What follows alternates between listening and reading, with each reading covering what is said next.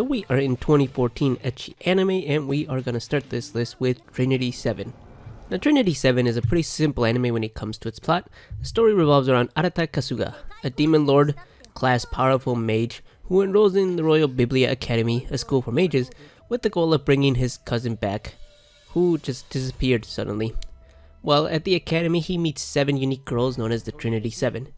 Now this show is a harem anime, so for the large part of the show we go through a catch 'em all kind of thing where we meet a Trinity 7 girl, and through his actions or by talking to them, Arata is able to get the girls to join his harem.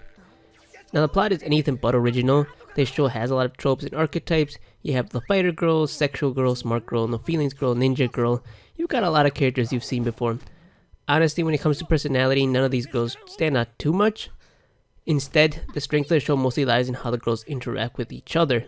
They often make fun of each other, they tease each other, especially Lilith is the one that gets teased the most because of her extreme shyness. You get a lot of funny scenes with the girls interacting with each other, which I felt was a bit different than other harems. In other harems, the girls mostly just interact when it has to do with the main character or how much they like him, or when they're confessing their love to him, but through the other girls or something. To put it simply, in other harems, the girls feel like they are in their own separate worlds but part of the same group, and in this show they all interact with each other pretty regularly, so I like that. The last thing I will say about the girls is that each of them specializes in their own type of magic. Finding out what that magic is and how they use it is pretty fun. I'm always a fan of watching shows where people specialize in one combat form or magic form, and the main character has to learn that combat or magic form and incorporate it into their own fighting style. So speaking of fighting styles, let's talk about the combat in this show. So combat in Trinity 7 actually takes a while to start. It's not even until episode 4 where the first bit of combat actually happens.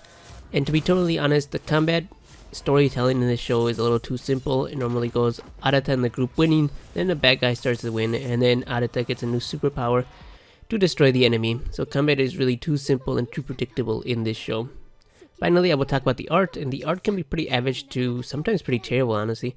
The color palette, in my opinion, is terrible. There is a lot of yellows and brown in this show. Really brings the mood down, in my opinion. It's not a very colorful show. Also, the quality really dips at times, which can be distracting. And there is a fair amount of CGI being used in the backgrounds. Now, the character design in this show is pretty standard, but the girls all look nice. They've got unique designs and nice little accessories that distinguish themselves from each other. Aside from Arata, the characters in Trinity 7 don't look too bad. The ecchi scenes are also pretty well drawn, honestly. Those are like the best drawn scenes in the whole show, so that's good. So while the storytelling and combat of the show aren't too good, I still recommend Trinity 7 simply due to the way the Trinity girls interact with each other and Arata. Because of that, this show can be pretty funny at times, and as a harem, it's not too bad.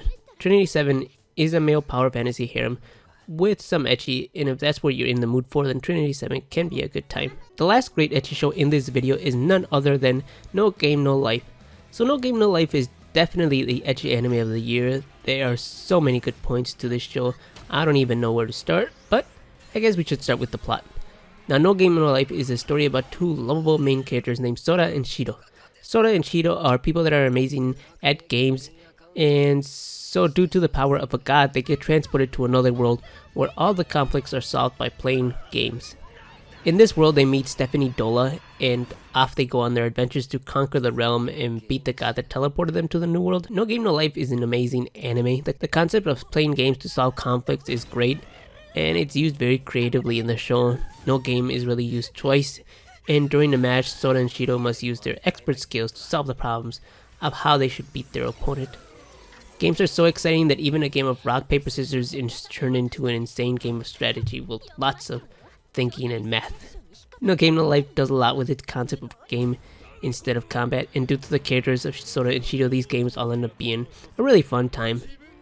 While on the subject of Shido and Sora, let's talk about some of the characters in this show. Sora is the main male lead in this show. Sora is an intelligent hikimori who is brilliant at games due to his ability to be able to read and understand exactly what his opponent is going to do on their turn or what they're thinking. Sora is slightly perverted and is heavily attached to his stepsister Shido, who, if he isn't near, will cause him to basically shut down. Now, Shido is your main female lead. Like Sora, Shido is an expert gamer who is insanely smart but lacks the ability to really read emotions like her brother Sora.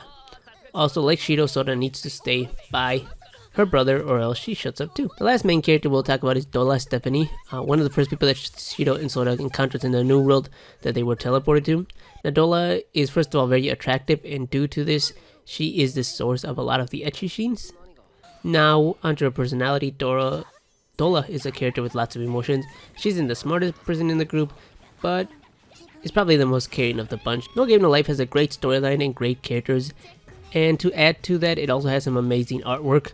The show is bursting with colors that make watching the show a real treat. Also, it's pretty consistently drawn well and doesn't really drop in quality much in the art department. So finally, we will talk about the ecchi in this show. Lots of girls with big boobs, lots of bouncing boobs, upskirt panty shots. The show has some fun ecchi stuff in it. No Game No Life is an amazing show to watch. You've got a fun plot, great characters, really nice art, and some fun ecchi. If you're in the mood to watch a show that you come for the boobs, but end up enjoying everything else about it, then have a look at No Game No Life. And that about wraps up today's video of the best ecchi anime of 2014. Thanks for watching, and I hope you guys like the two animes that I picked for this year. Anyways, I hope you guys have a good one. Bye.